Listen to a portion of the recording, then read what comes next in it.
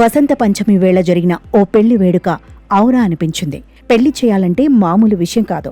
పెళ్లి ముహూర్తం దగ్గర నుంచి బంధువులను ఆహ్వానించటం వరకు, పెళ్లికి కావలసిన సామాగ్రి నుంచి అతిథుల మర్యాదల వరకు అదో పెద్ద ప్రహసనమే.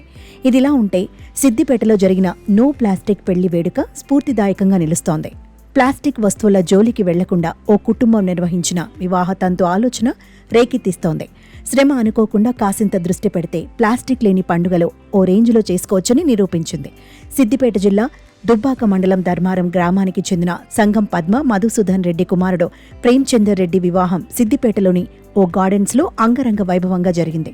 పర్యావరణ పరిరక్షణ కోసం చైతన్యం తెచ్చేలా ఈ వివాహాన్ని ఘనంగా నిర్వహించారు. పర్యావరణానికి విఘాతం కలిగించని వస్తువులు వాడి శభాష్ అనిపించుకున్నారు. కళ్యాణ మండపం అలంకరణకు ప్లాస్టిక్వి కాకుండా ప్రకృతి నుంచి లభించే ఆకులు, పువ్వుల్ని వినియోగించారు.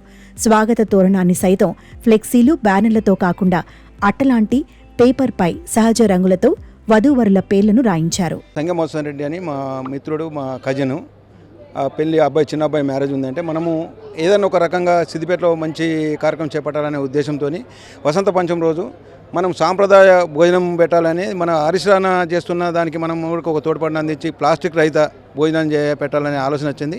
ఇందులో భాగంగా మేము ఈ గ్లాస్ బాటిల్ దొరుకుతున్నాయంటే మేము ఆ కంపెనీని అప్రోచ్ కావడం జరిగింది. వాళ్ళు గ్లాస్ బాటిల్ ఇచ్చేందుకు అంగీకరించారు.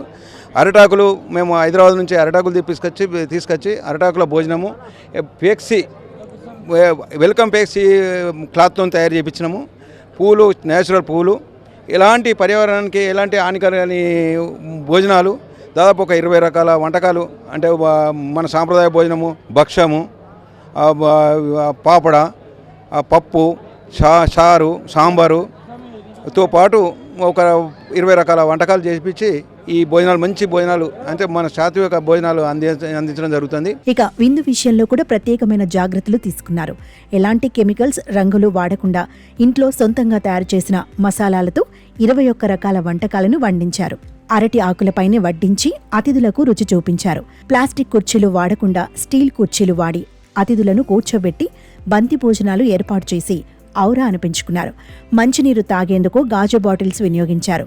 అంతేకాదు వంటకాలు, నీరు వృధా కాకుండా ప్లాన్డ్గా చేశారు.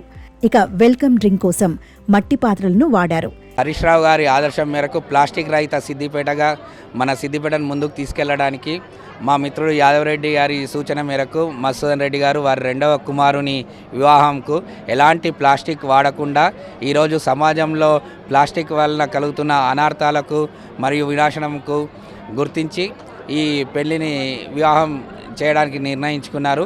వారికి మా మిత్ర బృందం తరపున హృదయపూర్వక అభినందనలు తెలియదు. ఈ పెళ్లి వేడుకకు ఆహ్వానం అందినప్పుడు ప్లాస్టిక్ రహితంగా నిర్వహించాలని కోరానని మున్సిపల్ కమిషనర్ ఆశ్రిత్ కుమార్ చెప్పారు. ఇలాంటి వేడుకలు మున్ముందు మరిన్ని జరగాలని కోరుకుంటున్నట్లు చెప్పారు. ఈ పెళ్లి సందర్భంగా నా దగ్గరికి వీళ్ళు వివాహ ఆహ్వానం పట్టుకొని వచ్చారు. ఆ సందర్భంలో నేను వీళ్ళని అభ్యర్థించడం జరిగింది. ఈవెంట్ ఏదైతే ఉందో, మీరు చేసే ఈవెంట్ పర్యావరణ హితంగా, ప్లాస్టిక్ లేకుండా, సింగిల్ యూజ్ ప్లాస్టిక్ లేకుండా చేయమని నేను అభ్యర్థించడం జరిగింది. నా అభ్యర్థన మేరకు వారు ముందుకొచ్చి దీన్ని పర్యావరణ హితంగానే కండక్ట్ చేస్తామని వారు సహకరించడం జరిగింది.